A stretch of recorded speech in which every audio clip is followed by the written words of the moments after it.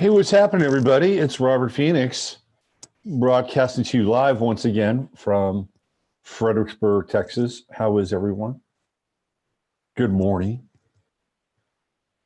Oh, this is a G-rated show. Let me pull this up a little bit. Here we go. Let's see. Who's going to show up today? Hey, there's 1-0 Dragon. 1-0 Dragon 1. 1-0 Dragon. 1-1-0 Dragon. Come in, 1-0 Dragon. This is Alpha Base. Alpha Base 1. You copy, 0 Dragon. Morning, Judy. What's happening? What's happening? Gonna do my little settings thing. There's Fop. Hey, Fop. I was 5 minutes in yesterday's show. I'm glad. Hey, what's going on, Christy? Good to see you. There is the talented and lovely Ani Brito. Ian's in the house. Maury doing some exploring over there off the coast of Florida. I've just renamed the state after you, Maury. It's no longer Florida, it's Florida. How about that? Cheers, everybody. Little hump day coffee. Little hump day power coffee. Get me over the hump.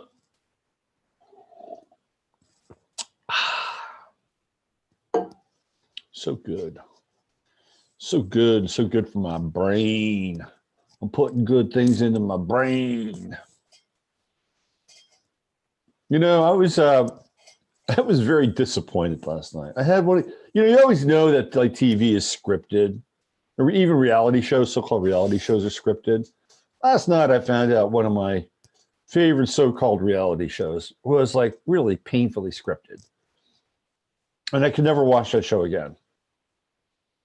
I can't. The show is American Pickers. And, I have a little bit of a soft spot in my heart for a little redneck culture. My father actually had a redneck. He did. I saw it. And he happened to be born in Louisiana. He did have a redneck. Maybe it was because he was a Leo. In any case, I was doing a little research on moonshiners. Moonshiners. And it's all fake. It's all totally fake, of course. Because, you suspend disbelief because you're on this kind of, white trash fantasy getaway thing. These are, some of these are good people, sure.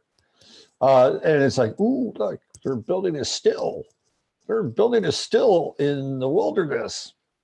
Oh, look, they're getting that corn mash ready. Here comes the heat. You suspend a little disbelief, right? And I was even like so taken by the idea of moonshining, because I do like a little illegal activity outside of the bounds of the law every now and then, if it's producing some good old American income. And I manifested some moonshine in my life. I was like, oh, I'd really love to try some moonshine. Sure enough, a couple of weeks later, this guy shows up and he's got jars of moonshine. So I bought me some moonshine, and it wasn't anything special. So I'll be honest with you. It was not anything special. It was supposed to taste like apple pie because it was made with apples. Anyway, totally scripted out. Nobody's making any moonshine. It's all fake, like most of TV and even in some ways scripted reality. Ooh, how about that? How about that? Hey, I'm working on a subscription service. I just started it last night, and it is on a website called Subscribestar, and I'll be hopefully putting it up as soon as they approve my application.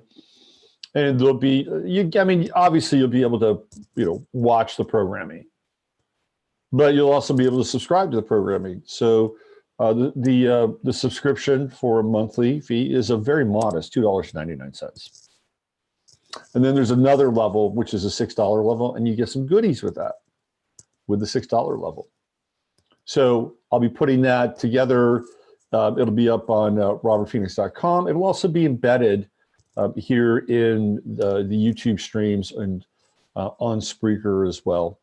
So if that's something you'd like to do and help out, and I know some of you already do, and from the bottom of my heart, I thank you. There are some recurring subscribers, and I really appreciate your generosity. Let's put it that way. So, but this is going to be a little more formal, not Patreon, but kind of a cousin of Patreon. All right, let's see who else is in the chat room today. Safer storage wars, lockers were assaulted. I've had both delicious and bloody awful moonshine here. I bet you have, Steve. Sign me up for $6. All right, okay.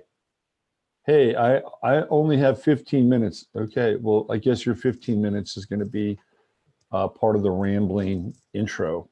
15 minutes. All right, look, why don't we jump into kind of part 2 of what I was talking about yesterday, which is the revolution. And no, I'm not talking about a New England soccer team owned by one Bob Kraft. I'm talking about what's happening right now in the state of Virginia. And what is happening in the state of Virginia? Well, Governor Ralph Northam. Remember Ralph Northam? Remember him? Remember that clown? If you don't remember Ralph Northam, let me give you a little visual of Mr. Northam.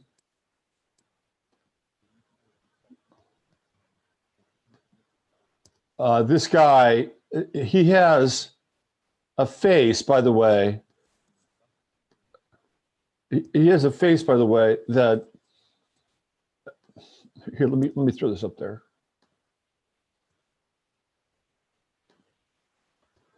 Here's Governor Ralph Northam, and here he is.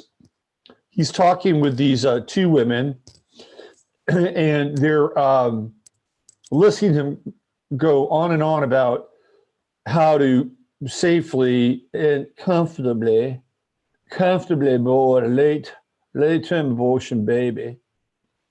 You know, we'll come to the mother and make sure she's comfortable, and that the baby's comfortable, and we'll sit down, we'll talk to her about the options, and you know, give us some understanding about the insurance side of things, and you know, just make sure everybody's very well informed about what we're going to do with that baby who's just been born. And it's going to be just fine. We're going to pat her on the head, and we're going to take that baby out back, and we're going to strangle the fuck out of it. And then we're going to go sell the body parts. But, you know, she's not going to get any of that money. She's not going to get any of that money at all. But that's okay. She'll be fine.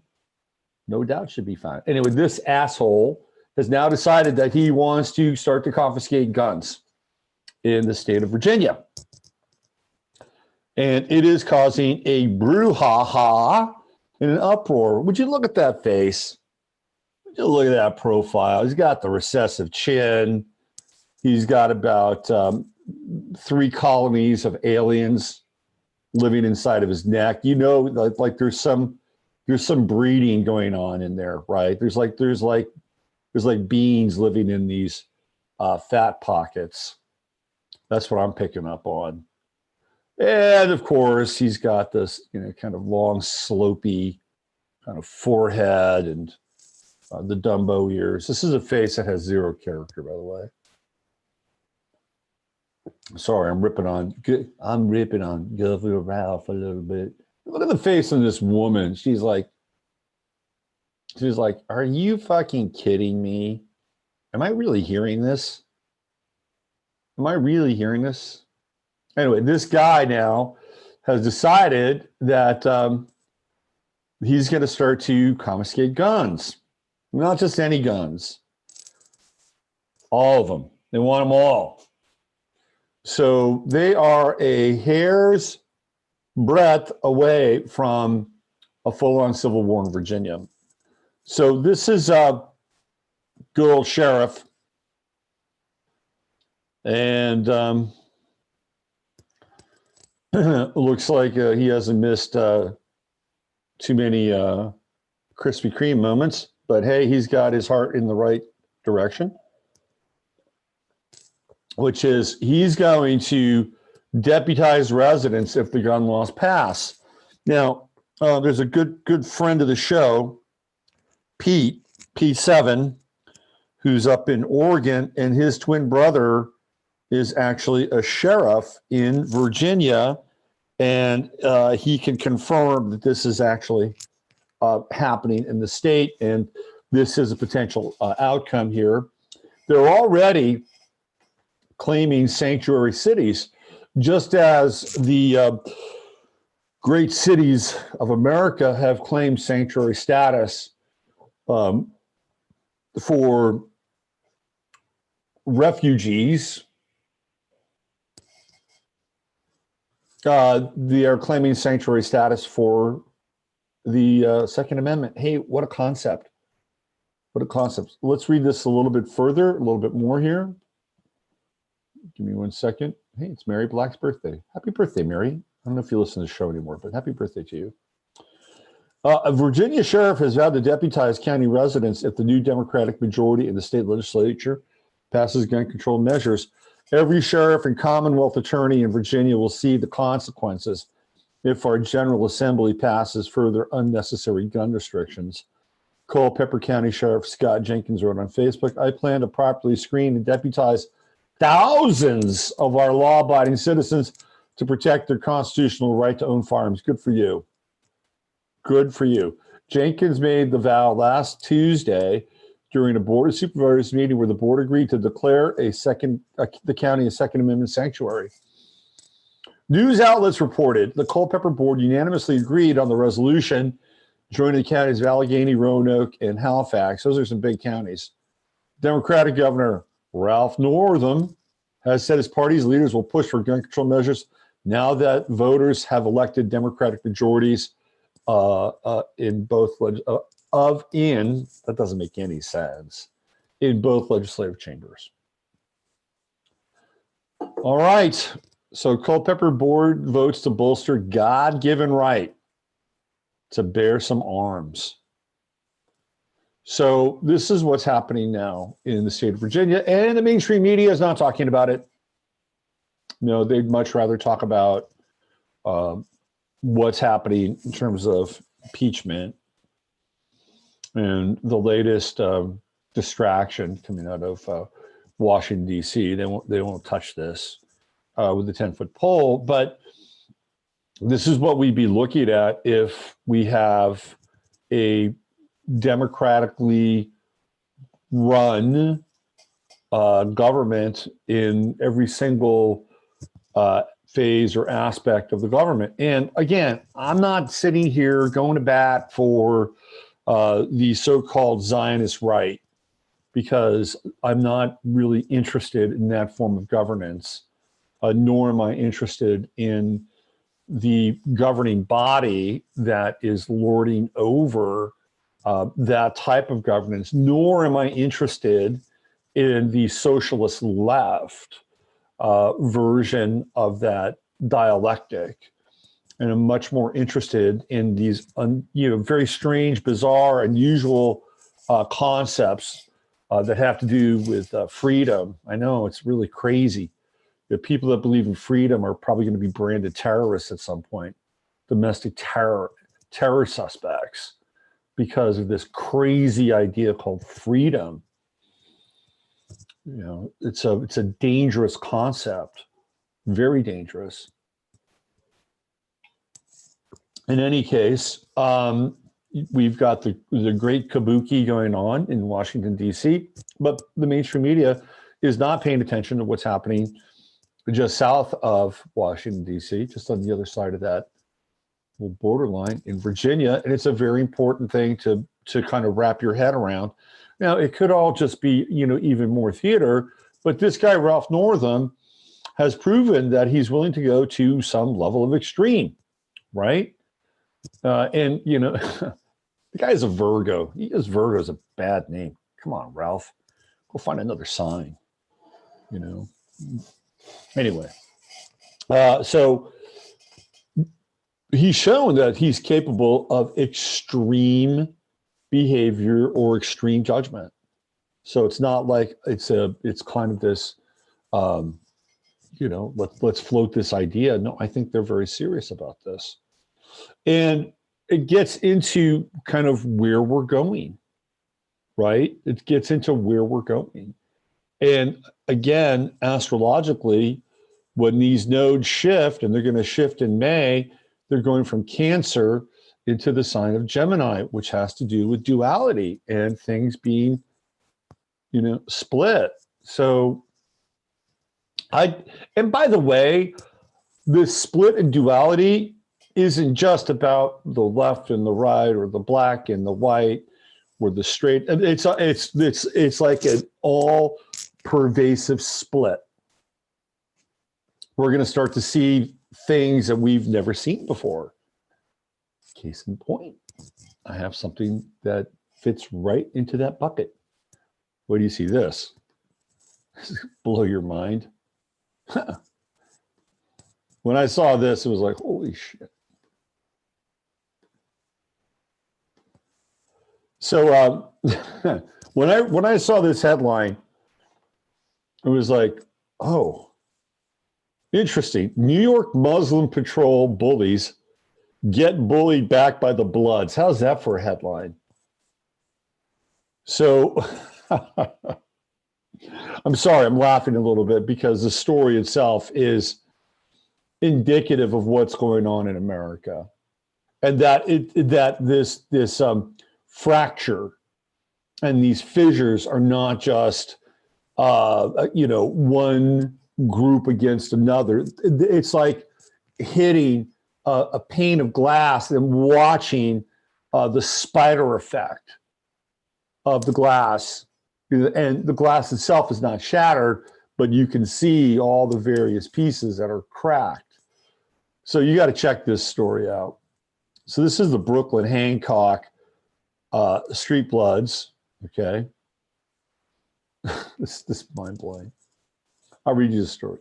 Members of New York's Muslim patrol became embroiled in a near explosive altercation outside the Masjid Taqwa in Brooklyn with members of the Bloods, a notoriously violent gang. Okay, so just wrap your heads around this for a moment. The Muslims have their own patrol. They have their own patrol. They're able to drive around in cars that look like police cars, and they're able to patrol their own areas.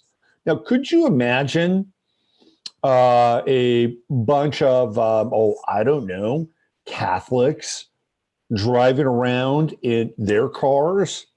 Could you imagine, say, a group of Irish Catholics doing the same thing? What do you think the hue and cry would be about that?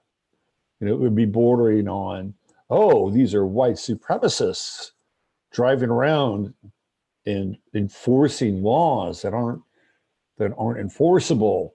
But if you're Muslim, it's okay. It's okay to have your own patrol. Just think about that for a moment. And I'm not slamming, hey, they're trying to patrol their own neighborhood and their mosque. Okay, I get it, right? And maybe that's really how it should be. Maybe we should all be patrolling our areas. That might be a better thing in some ways. But let's see how this unfolds and where the tension is.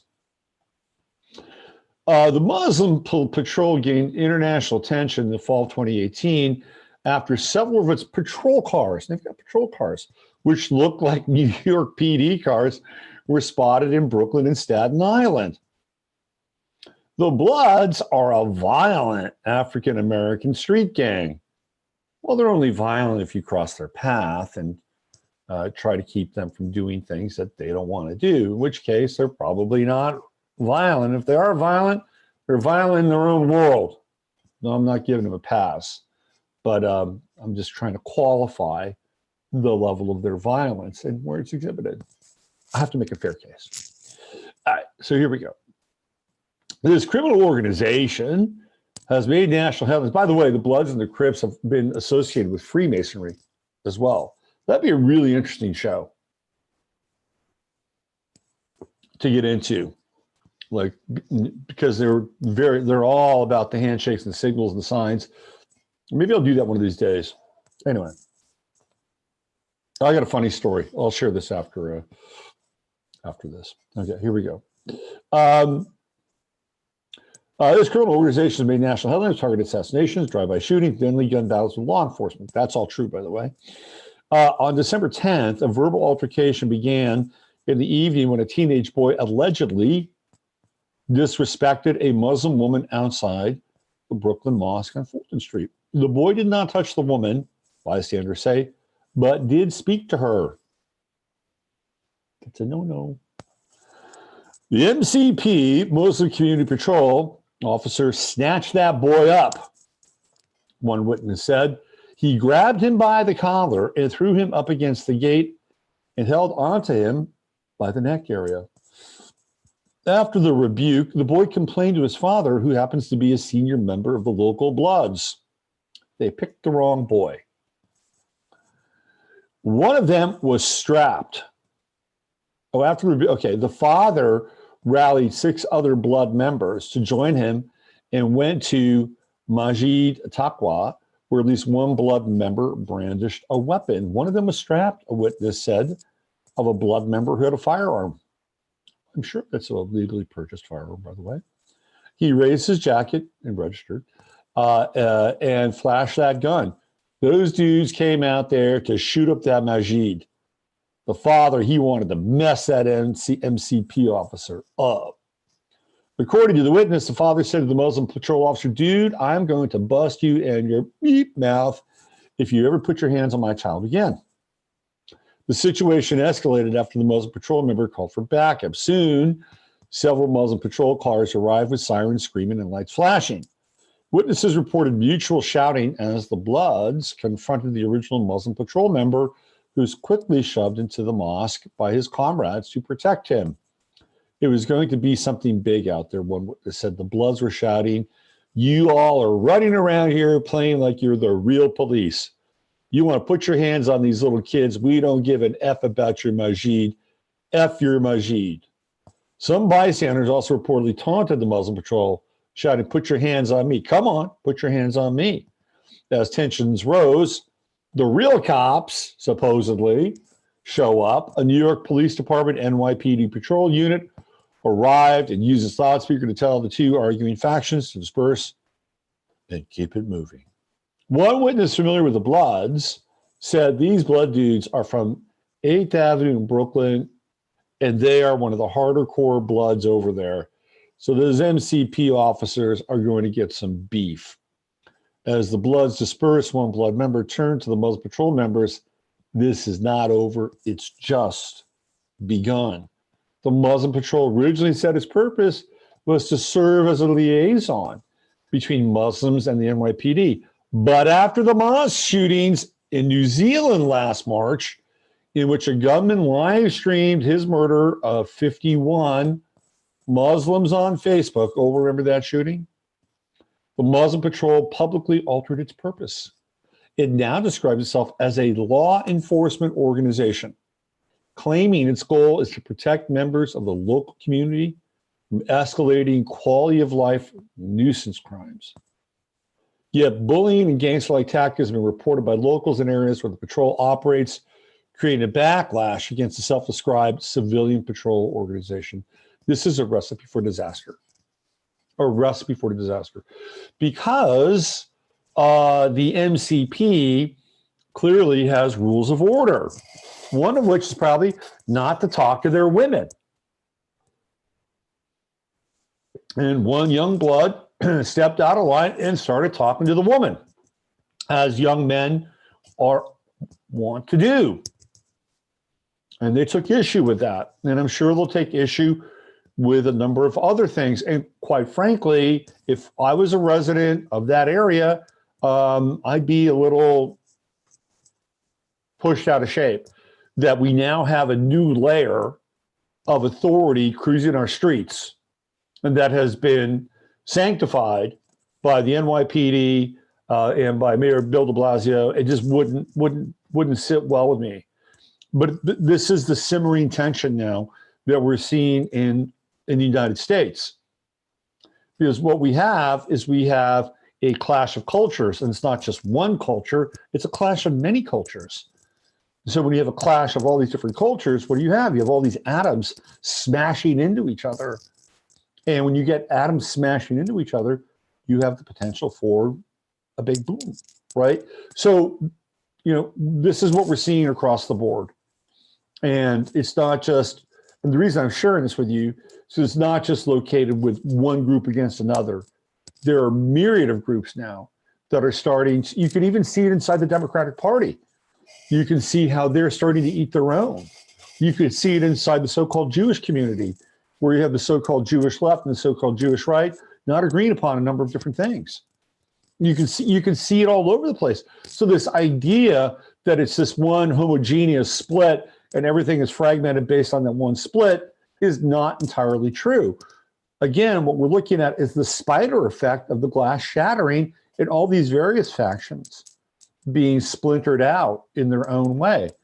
So what I did this show a couple of weeks ago inside of the Hasidic community of New York City. You could even see that there was a split there between the Hasidic mothers who are anti-vax and, of course, the so-called rabbi doctor who was there to sell the vaccination propaganda, which they weren't buying at all. Right, so you can see this happening all across the board, and even inside the so-called Republican or Conservative Party. Where you don't see it is in Trump land. You don't see that split in MAGA world at all. Speaking of Trump, I watched his press conference from the other day, where he essentially signed the anti-Semitism law into effect, which is also indirectly an anti-BDS law. Well, guess who else signed an anti-BDS law into effect? Boris Johnson, just yesterday. So with Trump and Johnson, what you have is you have the twin effect, because they are both Geminis, and they're both born in New York City. Boris Johnson was born in New York City. And by the way, I didn't mean to insult our good friends in the UK by showing that goofy ass picture of Boris Johnson. We all have goofy ass pictures, but it was just a little bit of comic relief that I wanted to share with you. Anyway, I watched the Trump press conference, and boy, they were all out in force. You had Alan Dershowitz, he was there. Of course, Ivanka was there, and Jared was there. Jared Kushner's pretty tall. Jared Kushner's probably like 6'4". My God. I mean, Trump is 6'3", and Jared Kushner's taller than Trump, unless he was standing on a step or something. And then so Dershowitz, no comment on Dershowitz. The guy's unctuous. I wish he'd go away. I just wish the guy would go away. At some point, him and his file, which he calls insurance, that has basically everything that took place. Dershowitz has everything that took place on Epstein Island. He's got it all. He's got it all. Everybody, all the acts, he's got it all, which is why he's able to dance on the head of a pin. I wish he'd go away, though. He's annoying. Never liked the guy. I don't care if he's like pro-Trump. I just don't like him. Never liked him. Anyway, he was there. John Hagee, Mr. Rapture, Mr. Pastor Rapture, he was there wearing a very sporty blue suit. His church is just down the road here in San Antonio. One of these days, maybe I'll get out there with a sign and protest his church. Yes, the spirit of rebellion is strong in this one. Anyway, he was there. And Bob Kraft, who is the owner of the New England Patriots, was also there as well. having a nice little chitty chatty with Alan Dershowitz. And I thought about Bob Kraft, and I thought about how it would be very difficult for me to play for his team. If I was an athlete and I was a New England Patriot, and Bob Kraft was a staunch supporter for all intents and purposes an apartheid state, and I'm sorry, that's the way it is. It's the way they've separated out the Palestinians. I'd have a really hard time playing for that guy. Really hard time. In my grand fantasy world, I would love to have the entire New England Patriots team just stop playing for him. So we're not going to play for you. You're completely immoral. You're involved on, with some level of human trafficking in Florida. We don't appreciate what's happening with the Palestinians, and clearly you support a state that keeps them in a place of almost apartheid-like existence, and you're a bad rapper. I think he's done some hip hop stuff. He likes to hang out with hip hop people. I would boycott. I would not play for him. I would not play for him. I mean, how does Tom Brady live with himself? Because I think Tom Brady has some level of conscience, unless he's completely sold that out too. Like, there'd be some huge cognitive dissonance going on. And even Bill Belichick, that tells you everything you need to know about Bill. Mr. I've coached, in the Navy. My father was a coach of Navy in the military tradition. It's very important. I mean, the guy's a cheater, but he has no problem, cashing his Bob Kraft checks. Anyway, I just think it'd be very difficult. And luckily, I was not blessed with that kind of athletic talent at all. Although I did play sports, and I was halfway decent at some of them. But it'd just be difficult for me personally. All right, so I wanted to tell you this story. It's kind of a funny story. And it does have to do with the Bloods and the Crips. And it does have to do with one of my dear friends, who at that time, and I'm sure he still is, if he's still breathing, I was Jewish. And I was hanging out with him and his wife, and it was my girlfriend at the time. And we're over at his place, and it's a Sunday, and we're watching football. And his wife was walking around the house with a red bandana on her head, right? She tied it off. And she's walking around doing housework, putting around, she liked this little red bandana look, whatever. So her husband says, "Hey, I like that. You have one for me." She says, "Yeah, sure." So now she put a bandana on his head, and it was blue. Okay, so now we got the red bandana and the blue bandana with my little 5'5" Jewish therapist friend and his wife. So we decided that we're going to go to East Oakland, and we're going to get some really good Mexican food, because there's some good Mexican food down there on International Boulevard.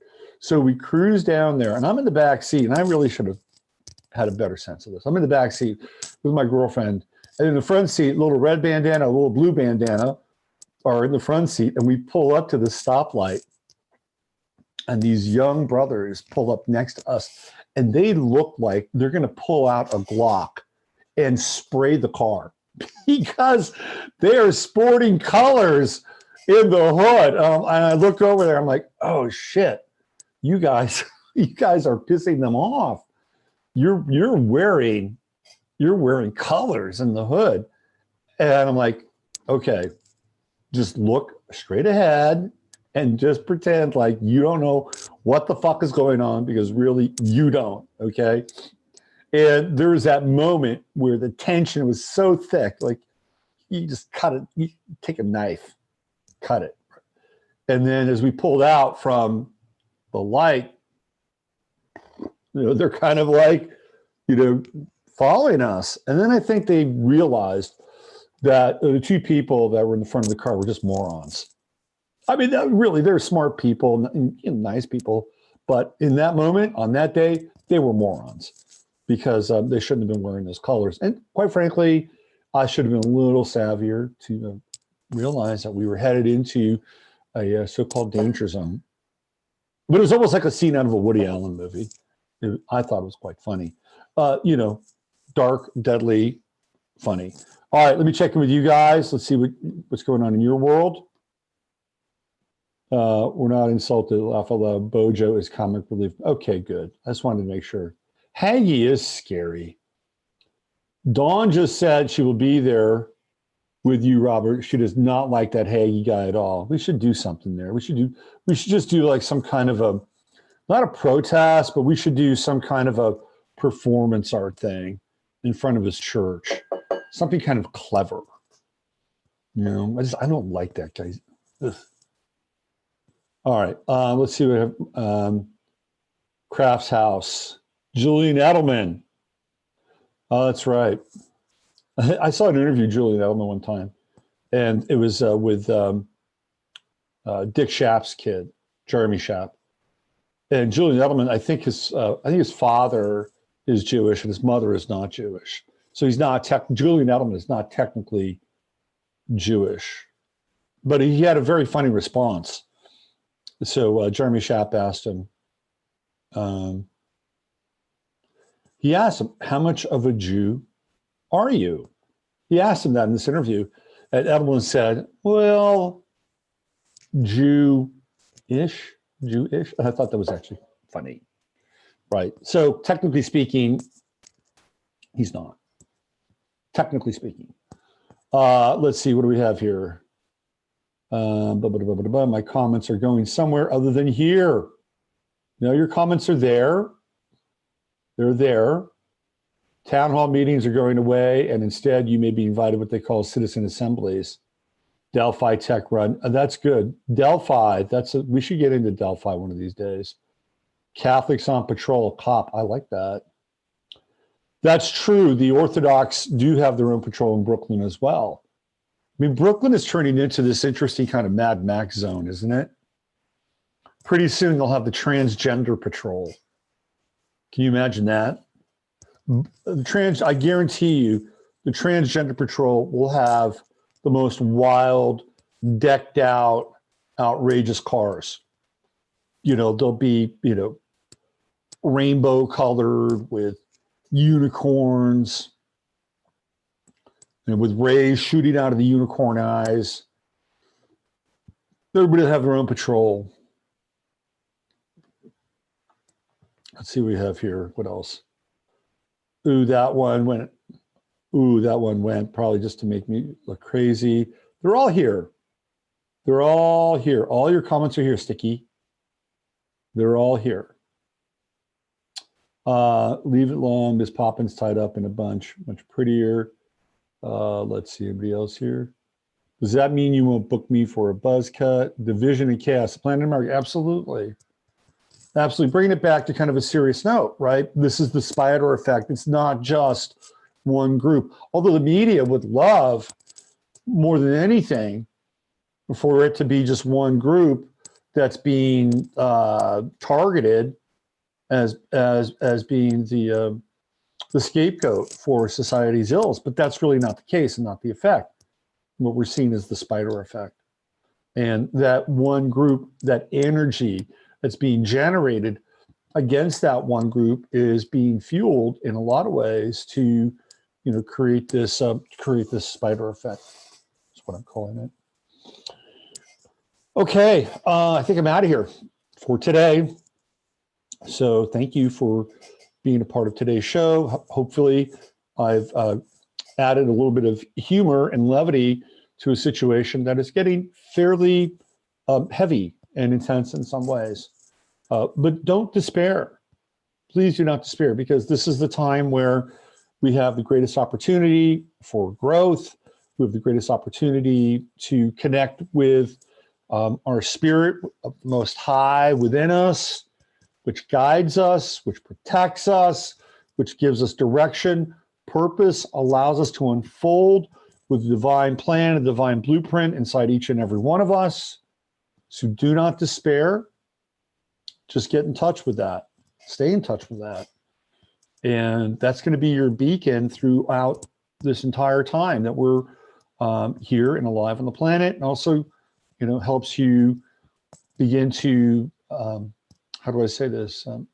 Lubricate your exit to the next plane of existence, wherever and whenever that may be.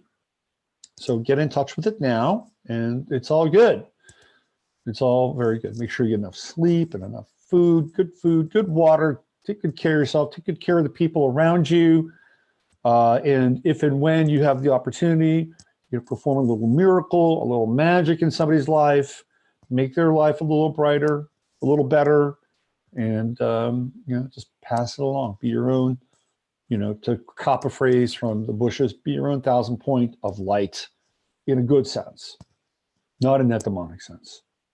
All right, I'm out of here. I'll see you guys tomorrow for another edition of 15 Minutes of Flame. Use your head to discern what's real, your heart to accept what's possible. And hopefully in the next 48 hours, I'll have this subscription thing set up, and you'll be able to chime in and subscribe and get some goodies and bonuses and benefits, just like Patreon, but not Patreon. All right, have a great day. Bye for now.